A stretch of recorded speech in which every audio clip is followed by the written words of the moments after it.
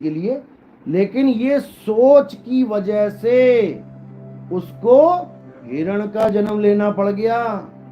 अब दौड़ रहा है शेरों के आगे, बचा रहा है अपनी जान। वो ऋषि मुनि जो घर बार छोड़ के केवल प्रभु प्रभु प्रभु राधे राधे राधे कर रहा था, सारी उम्र का राधे राधे, सारी उम्र का भगवान का नाम किनारे हो गया और उसको हिरण बन के आना पड़ गया। बताओ, यानी सारी उम्र जो उसने भक्ति करी जीरो हो गई। और केवल एक गलत विचार, गलत था विचार, क्या विचार भी अच्छा ही था उसका, पुण्य करने वाला विचार था, लेकिन गलत समय पे गलत विचार आ गया, इसलिए उसको हिरण की योनि में आना पड़ा। अब सोचो हमारा अंत समय आ जाए तो हमारे क्या क्या विचार होंगे। जैसा विचार आ गया तुम्हारा, तुम्हें वैसा ही जन्म लेना पड़ जाएगा। जो मछली खाता है, नाना करते उसके सामने मछलियां आएंगी, उसको मछली बनना पड़ेगा।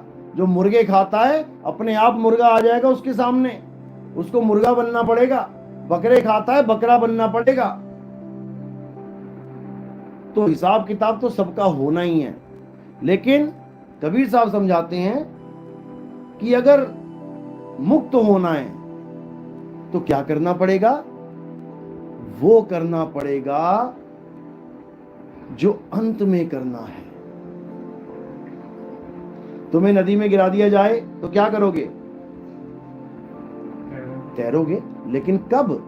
जब आता होगा तब। इसलिए तुम्हें स्विमिंग पूल में गिराया जाता है पहले, तुम्हें वो करवाया जा रहा है जो तुम्हें नदी में गिर के करना है।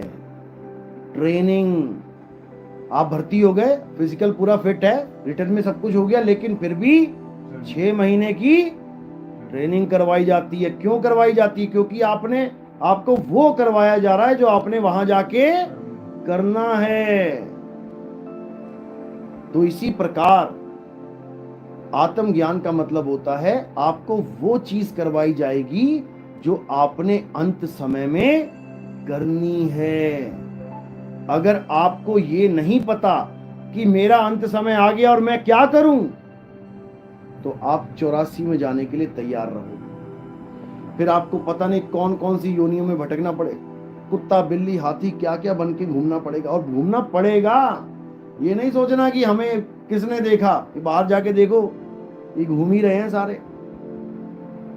ये मत सोचना कि तुम इंसान हो, तुम्हें इंसान ही बनेगे बार बार, ऐसा नहीं होता। तो हमारे ग्रंथ हमें समझा रहे हैं कि हमने करना क्या है। क्या करना है? मंदिरों में जाके लाइनों में खड़े होना है। उनको तो बुद्धिहीन मूर्ख बोला है गीता में, कि जिनकी मति मारी गई है, जिनका विवेक शून्य है, जो बुद्धिहीन प्राणी हैं, वो देवताओं की शरण में जाते हैं। देवताओं से प्राप्त होने वाले वरदान क्षणिक होते हैं, खत्म हो जाते हैं जल्दी। देवताओं की पूजा करने वाले देवलोक को जाते हैं, पितरों की पूजा करने वाले पितरलोक को जाते हैं, भूतों की पूजा करने वाले भूतों के लोक में जाते हैं। ये तीनों अज्ञानी मुझे प्राप्त नहीं कर पाते, क्योंकि मुझे जान ही नहीं पाते मैं हूं कौन।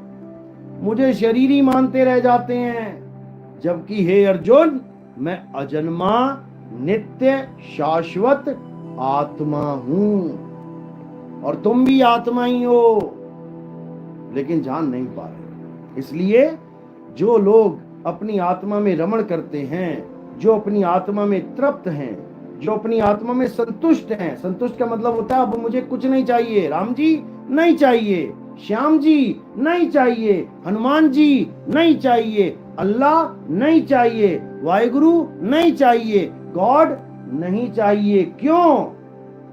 क्योंकि ये सब मुझे मेरी आत्मा में ही मिल जाएंगे। तुम किसी को भी मानते हो, वो तुम्हें तुम्हारी आत्मा में ही मिल जाएगा, तृप्त हो जाओगे।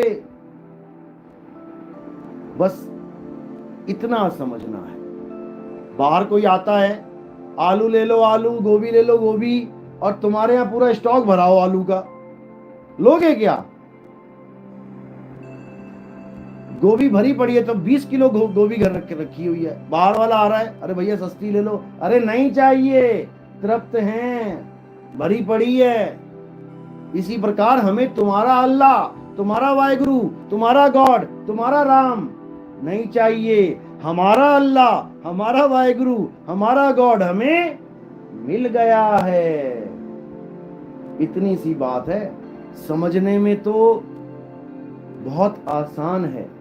समझ में आई गई होगी मैं क्या बोल रहा हूं। मानना उससे भी मुश्किल है और अपनाना सबसे मुश्किल है। लेकिन दया होती है मालिक की, धीरे धीरे धीरे जीव जागृत होता है, समझ में आता है अपना अच्छा अपना बुरा इसका फैसला करने की ताकत मालिक देता है। तब जाकर आप सत्य और असत्य का निर्णय कर पाते हैं, सत्य का संग कर पाते हैं। तो सत्य का संग यानी सत्संग क्या होता है? राम जी की कहानियां सुनाना सत्संग नहीं होता, कृष्ण जी की कहानियां सुनाना सत्संग नहीं होता, कुरान की कहानियां, बाइबल की कहानियां सुनाना सत्संग नहीं होता। सत्संग का मतलब है सत्य का संग। अब सत्य क्या है? हे अर्जुन, इस दुनिया में दो प्रकार के तत्व हैं, एक असत्य और एक सत्य।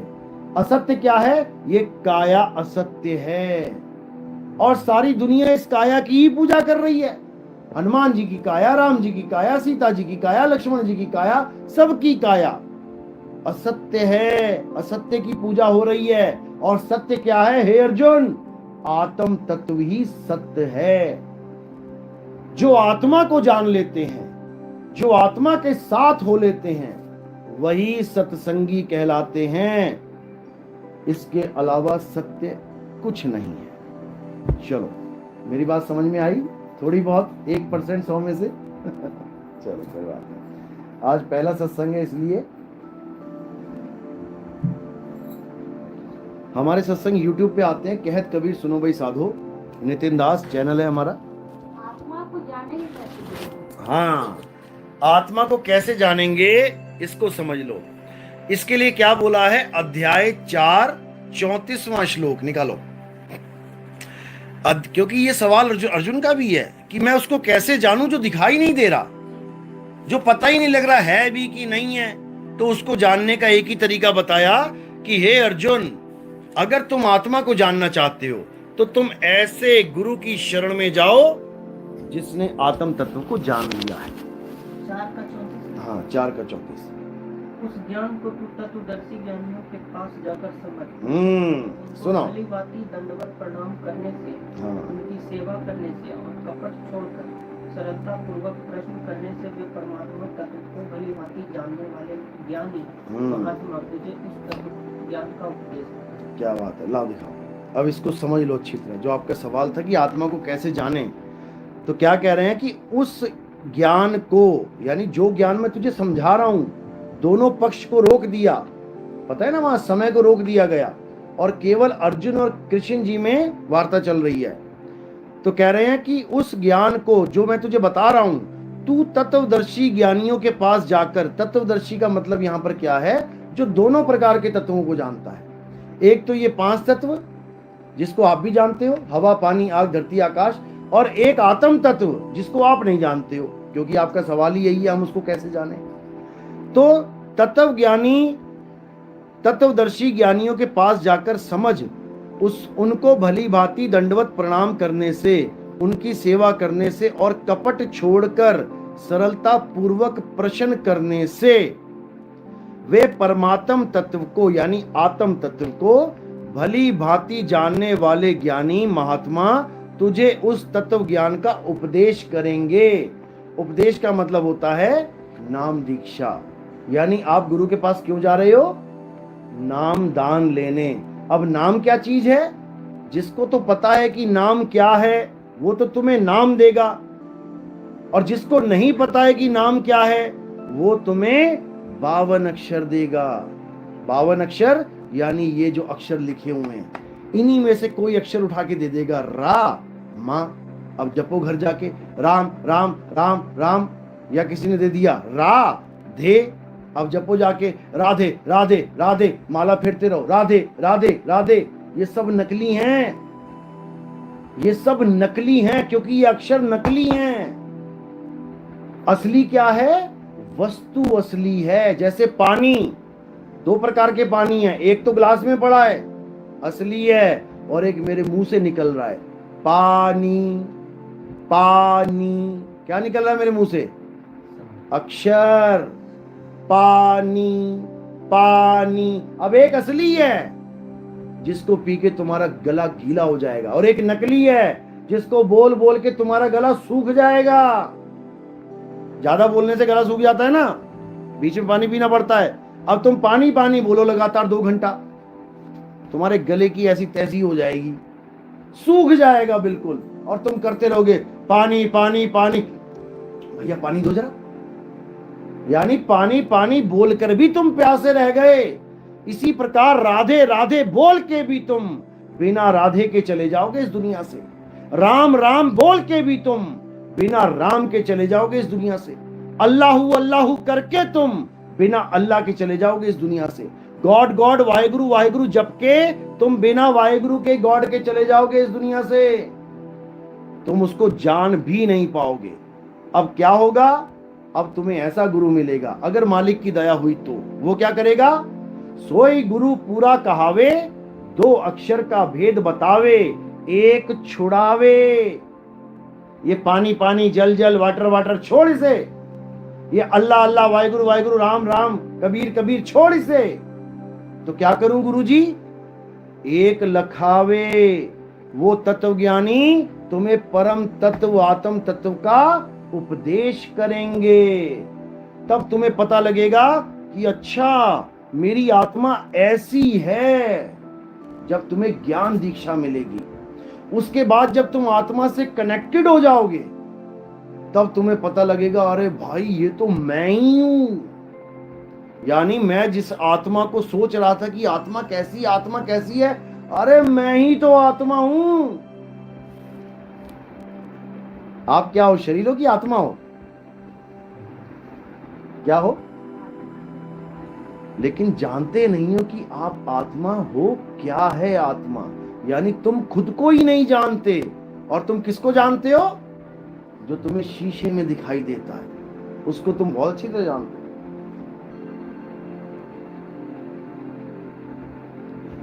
यानी तुम अपने आप को शरीर करके इतना ज्यादा जानते हो कि बचपन से लेके आज तक तुम अपने आप को शरीर ही मानते रहे।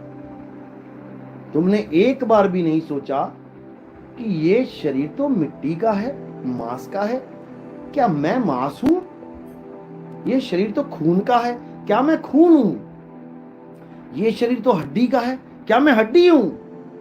मांस, खून, हड्डी, तीनों यहां पे ढेरी लगा दो। मैं क्या हूं इसमें? मेरी मां कौन है?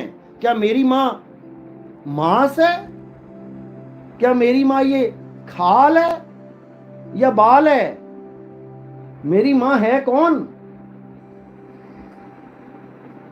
हम समझ ही नहीं सकते कि मेरी मां है क्या, मेरे पिता है क्या, अरे मैं हूं क्या? हम जान ही नहीं सकते जब तक हमें कोई गुरु नहीं मिल गया। गुरु ही बताता है अरे बेटा तू शरीर नहीं है, तू आत्मा है, अपने आप को जान। और जब हम अपने आप को जान लेते हैं, उसके बाद हमारी कभी मृत्यु होती नहीं। कबीर साहब कहते हैं हम ना मरिब मरिब संसारा, हमको मिला जियावनहारा। यानी मुझे वो मिल गया जिसकी वजह से ये काया जिंदा है। जब मुझे वो मिल गया और जो मुझे मिला मैं ही वो हो गया। तू करता अरे तू भया, मुझ में रहा ना हूं। यानी मैं तू करता तू ही हो गया। मैं आत्मा आत्मा आत्मा करता मैं ही आत्मा हो गया। अब मरे कौन? आत्मा कभी मरता ही नहीं है। तो ये आत्मज्ञान है। इसमें किसी पत्थर की मूर्ति की, किसी धर्म की, किसी जात की, किसी पात की जरूरत है ही नहीं। सबसे निबेड़ा हो जाता है। कबीर साहब को किसी ने पूछा तुम हिंदू हो कि मुसलमान? ना तुम मंदिर जाते हो ना तुम मस्जिद जाते हो, कौन हो तुम? साहिब कहते हिंदू कहो तो हूं नहीं और मुसलमान भी नहीं। ये 5 तत्व का पुतला और गैबी खेले माही। उसको समझा रहे हैं कि जैसे तेरा 5 तत्व का पुतला है और इसके अंदर एक गैबी यानी गुप्त वस्तु खेल रही है, वो हूं मैं, हिंदू मुसलमान नहीं हूं। हिंदू मुसलमान क्या है? अक्षरों का खेल है सारा। का खा गा चा छा जा टा ठा डा आ ई ई उ। अगर ये खत्म कर दिया जाए इस दुनिया से, बताओ हिंदू का हा कहां से आएगा, मुसलमान का मां कहां से आएगा, ईसाई का ई कहां से आएगा, राम का रा कहां से आएगा, शंकर का शाह कहां से आएगा? ये सारे नाम तब आए हैं जब आ ई उ तैयार हो गई, ये वर्णमाला तैयार हो गई तो दुनिया भर के नाम आ गए।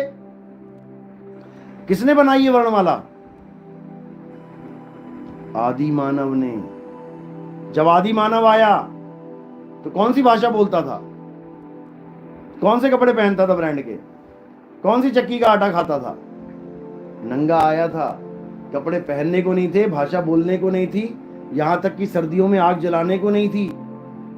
तब धीरे धीरे धीरे उसने खोज करी आग की।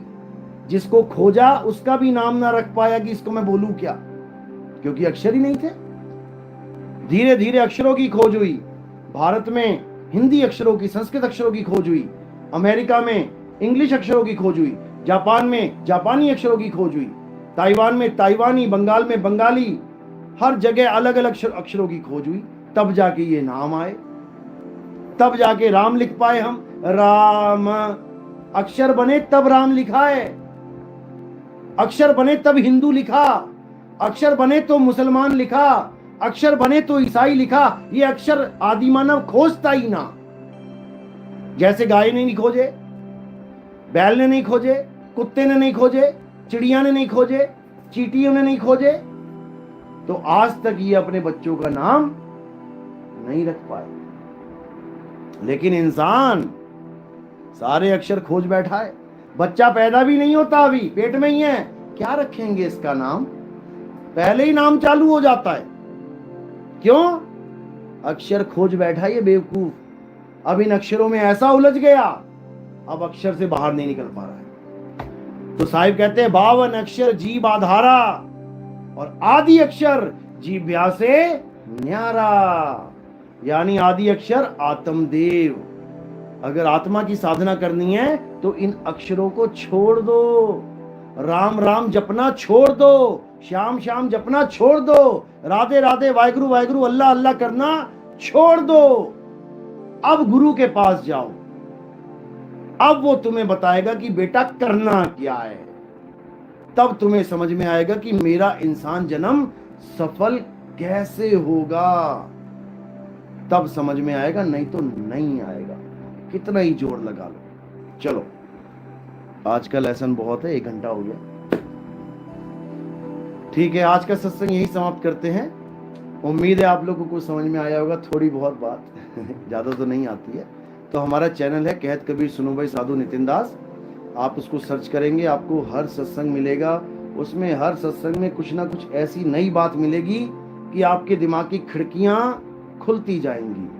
और उसके बाद ये जात पात धर्म भेद, तेरा मेरा, मेरा भगवान बड़ा तेरा छोटा, ये वो सब खत्म, सब खत्म। केवल आत्म तत्व को जानो। हिंदू के पास भी है, मुसलमान के पास भी है, ईसाई के पास भी है, सिख के पास भी है, सबके पास आत्मा है। वो आत्मा ही सत्य है, बाकी सब झूठ है। चलो, बोले सतगुरु बंदी छोड़ सतगुरु सत्य कबीर साहिब की सदा ही जय हो। साहिब बंदगी सत्य।